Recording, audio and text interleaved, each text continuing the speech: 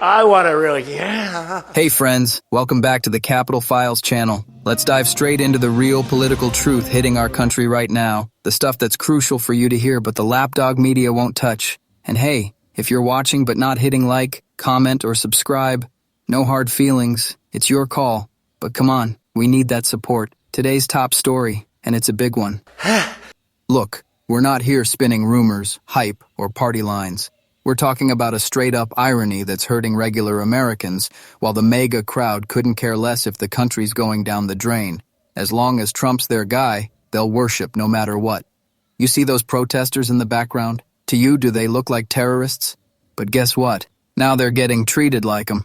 Folks, I'm talking about the INSURRECTION Act. Yeah, invoking that means turning our own military loose on our own people.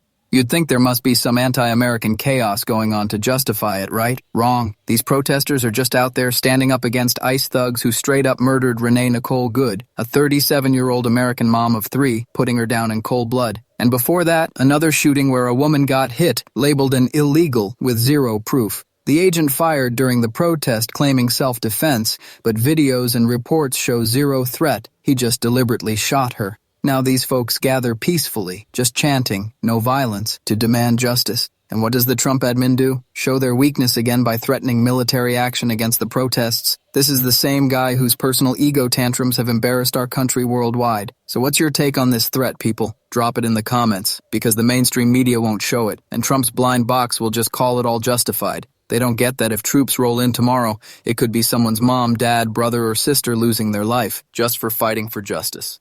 Let's move to the next big story.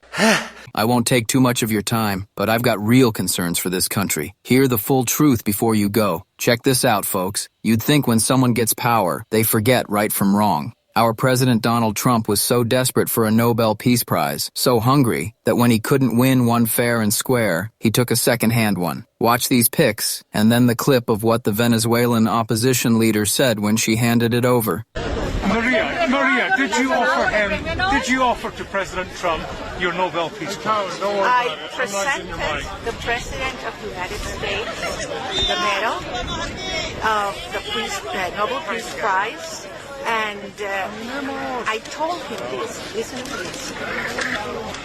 200 years ago, General Lafayette gave Simón Bolívar a medal with George Washington's face on it.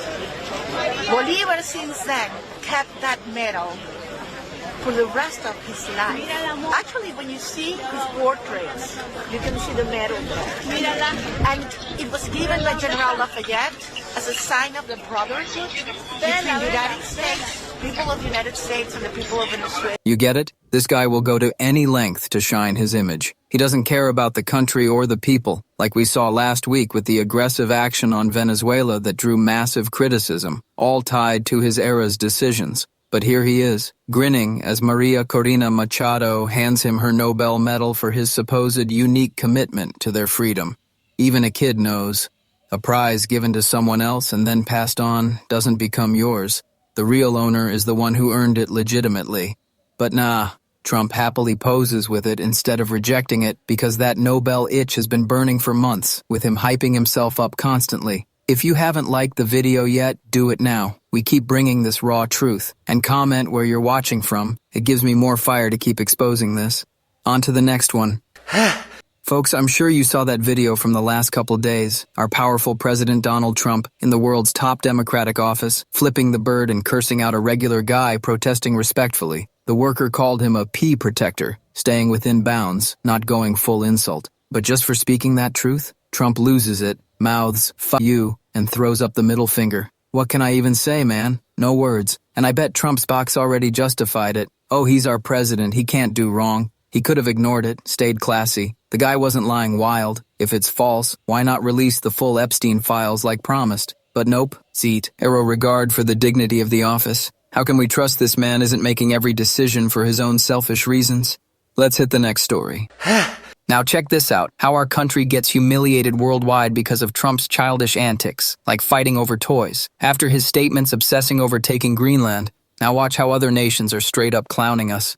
And they're right, this shouldn't happen. We could have responded calmly. Greenland have been part of the Danish kingdom for 800 years. It's an integrated part of our country.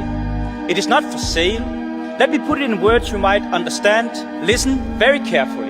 Mr. Trump, f*** off. But we can't even call him out properly because we've handed total power to one guy's whims. Sure, today we might say it's wrong, but voices get crushed. And remember Venezuela, our president already seized control there with military action, grabbing their oil benefits. But we violated boundaries too, snatching their leader in a nighttime raid. Just because we're powerful doesn't mean we bully smaller nations. That's straight imperialism. We're strong to defend ourselves, not conquer. Strength means responsibility, using it for peace, justice, so the world runs fair. But when one man's ego misuses the power built by every American citizen, that's a danger to us all.